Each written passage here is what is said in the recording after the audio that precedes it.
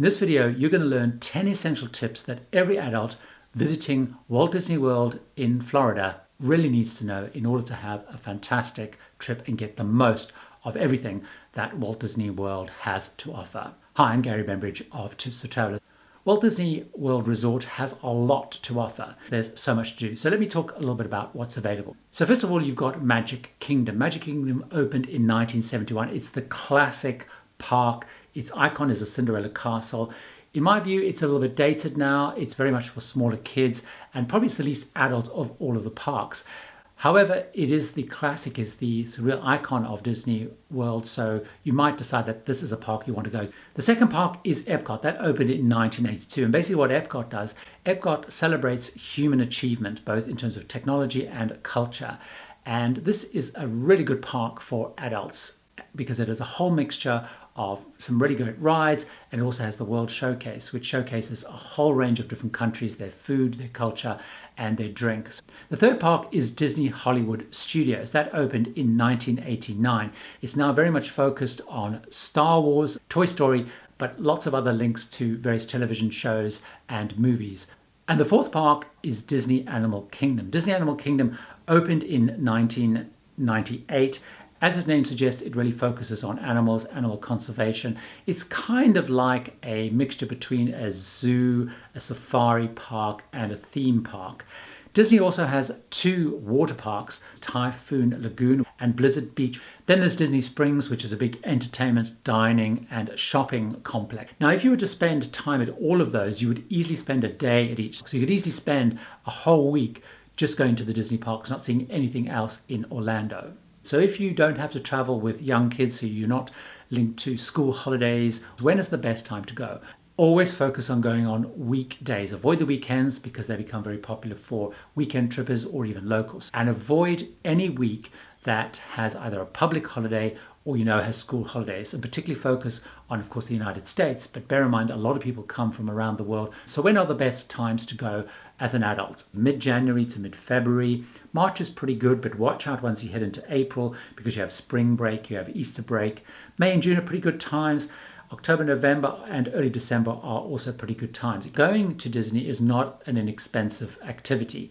Ticket to get into each park is going to cost you around about $130 per person per day. If you are driving to the park, it's going to cost you at least $20 to park. Of course, once you're in the park, you have all the food and the drink and purchases on top of that. Now, the great news is there are lots of packages and deals. Now, these tend to differ a little bit on country. So when you go to the Disney site in your particular country, you will be served up various offers and deals. So for example, in the US, it's much easier to buy single day passes or 2 or 3 or 4 day passes. If you're coming from, say, the UK, for example, you'll find there's much more packages linked to family tickets, often around 7-day or 14-day packages. Now, if, for example, you're adults and you just want to buy individual tickets or shorter tickets, one of the things you do is go to the US site. So if your default site comes up, you can sometimes change the country and visit the Disney US site, which is what I did, where I could buy actually a ticket for all 4 parks, but only cost the price of going to 3 parks. Now, what's also important is, unlike, say, Universal, is the price of your ticket includes 3 fast passes. So it gives you the chance to avoid the long lines and get right to the front of the queue. So every single ticket includes those fast passes. The next step I have is a very, very important one. Way before you go, park by park by park, look at the rides and put them in order of priority that you want to ride. Some of the rides that I would recommend are the following. So the Magic Kingdom, I would recommend Splash Mountain. There's a Seven Dwarfs Mine Train, which is really good fun. Big Thunder Mountain Railroad, which is a real Disney classic. And Epcot, Soarin', which is a fantastic visual effects mission space. You have 2 versions of that. Test Track, where you zoom out in a car, and doing the whole World Showcase, where you go around all those different countries. Now, Disney Hollywood Studios, this is changing a lot, but there's lots of Star Wars rides. So you have Star Wars tours. From 2019, you've got the whole massive big Star Wars Galaxy area. There's the Twilight Zone, Tower of Terror, and then you have the Rock and Roll Coaster starring Aerosmith. And then there's the classic Indiana Jones Epic Stunt Spectacular. Disney Animal Kingdom, Pandora is so popular. They have the Navi River Journey And the really and most popular ride of all, which gets big waiting times, is the Avatar Flight of Passage. There's the Expedition Everest, which is a crazy roller coaster. You have the Kali Water Rapids, and very highly recommended is the Kilimanjaro Safari, which is where you get a chance to see lions, you'll see elephants, you'll see zebra.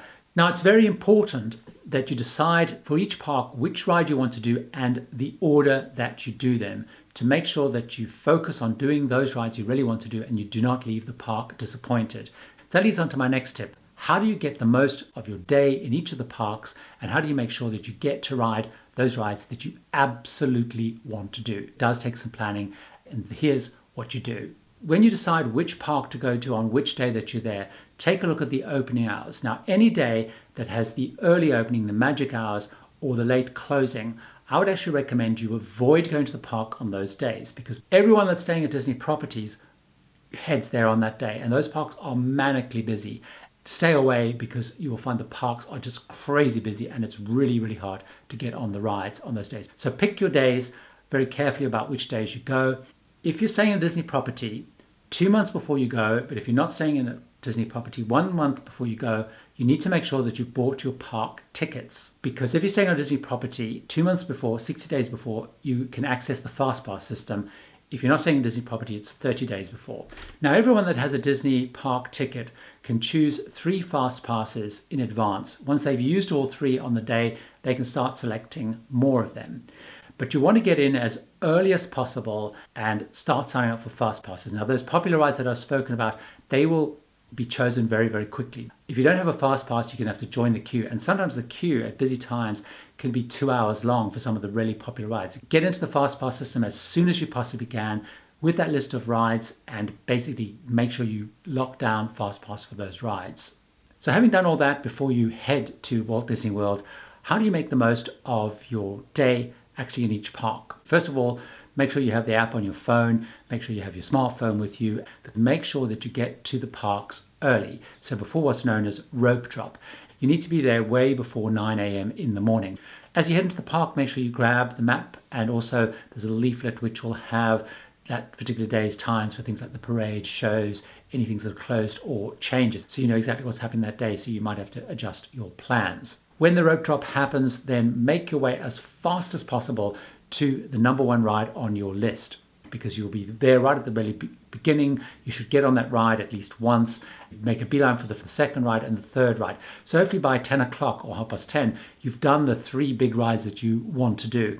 And then you can basically head back, look at your fast passes, either do rides again or change your plans. The other thing to do is, of course, keep looking at the app, keep an eye on wait times and find what's busy and not busy, and keep adapting what you do as you look at the other rides. Bear in mind that most people will eat lunch around 12 o'clock, 1 o'clock, they'll be very busy. A lot of people, if it's a Magic Kingdom, will watch the parade at 3 o'clock. So those are good times to think about, doing rides.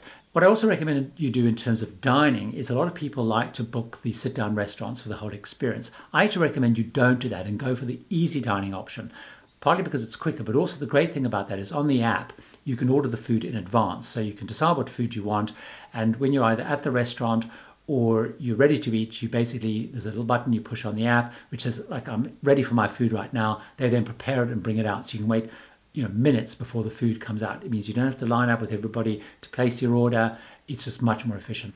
Another great tip for making the most of your day is any ride that has a solo rider or a single rider option, take that option. If you don't mind, you're quite happy to necessarily go on rides with your friends or partner or whoever you're traveling with, because those lines are often quite short, because a lot of people, of course, like to go on rides with who they're traveling with. So my next tip is around what should you take into the park. It's Florida, so it's hot and humid, so make sure you've got a hat, sunscreen, sunglasses. Florida is also prone to bursts of rain, which can often just chuck down, clear up. So take one of those plastic ponchos with you. It's really handy, it's better than an umbrella, and also for some of those rides where they're either outside or you like to get wet, it's a real boon to have one of those plastic ponchos.